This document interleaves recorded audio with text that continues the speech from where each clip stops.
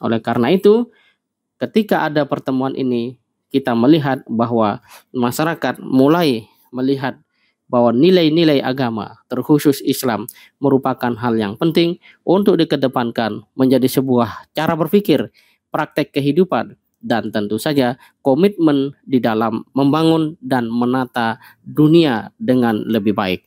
Tanpa nilai-nilai agama, manusia akan sama dengan binatang, di mana kemudian mereka yang kuat akan membinasakan yang lemah, dan mereka yang punya power akan.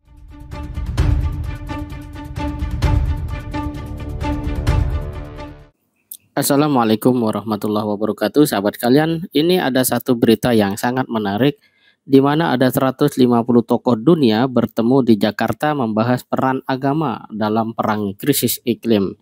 Kita tahu, sahabat sekalian, agama seringkali dipandang sebagai pemicu ya terjadinya berbagai macam konflik, dan itu merupakan pandangan banyak orang di dalam melihat sejarah konflik, pertengkaran ataupun peperangan antar agama yang terjadi di berbagai belahan dunia. Tetapi benarkah asumsi itu? Nah, yang menarik di sini adalah Konferensi Agama dan Perubahan Iklim Asia Tenggara itu justru mencoba mencari apa yang menjadikan dunia ini bisa tenang, tentram, dan karena itu mereka kembali melihat bahwa agama merupakan sumber penting untuk terciptanya keteraturan, di mana manusia pada akhirnya bisa mengenali dirinya telah melakukan satu mungkin sebuah kemajuan, tapi pada saat yang sama juga menghancurkan.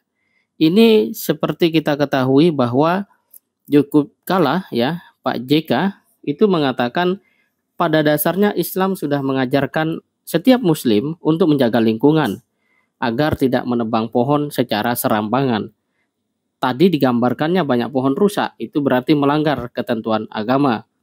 Tutur JK saat membuka konferensi Korex 2023 tersebut. Dengan kata lain, Yusuf Kala menjelaskan menjaga lingkungan sama artinya dengan menegakkan ajaran agama. Bahkan tidak ada satu agama pun yang mengajarkan untuk merusak alam.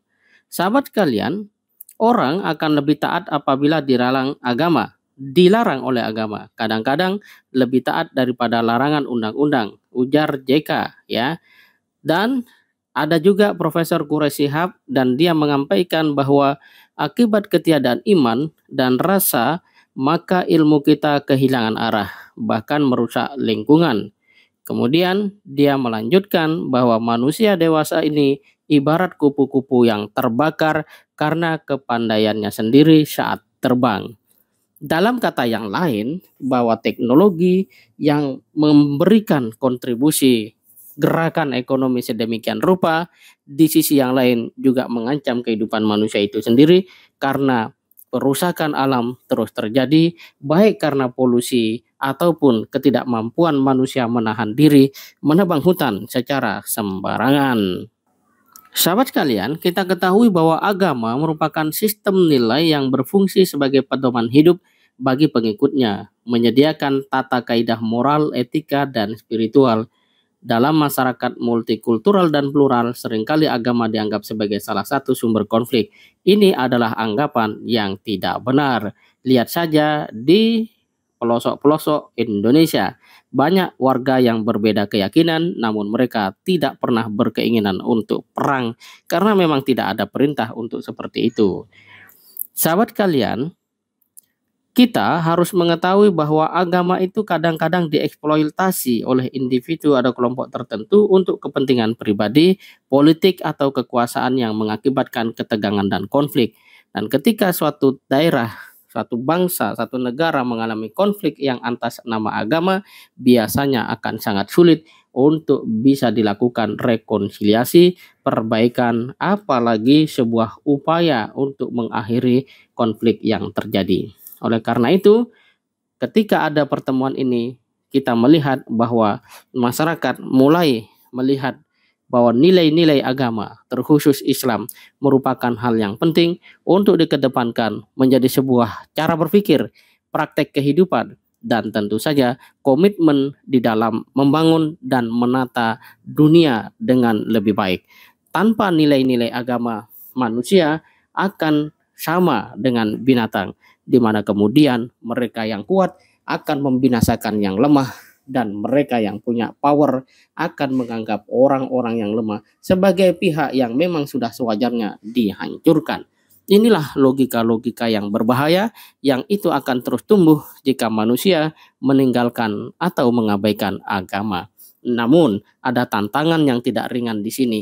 Mampukah para penggerak kehidupan atas dasar agama memberikan satu kontribusi karya yang dapat memberikan jalan tengah, memberikan solusi atas berbagai macam krisis yang dihadapi umat manusia dewasa ini?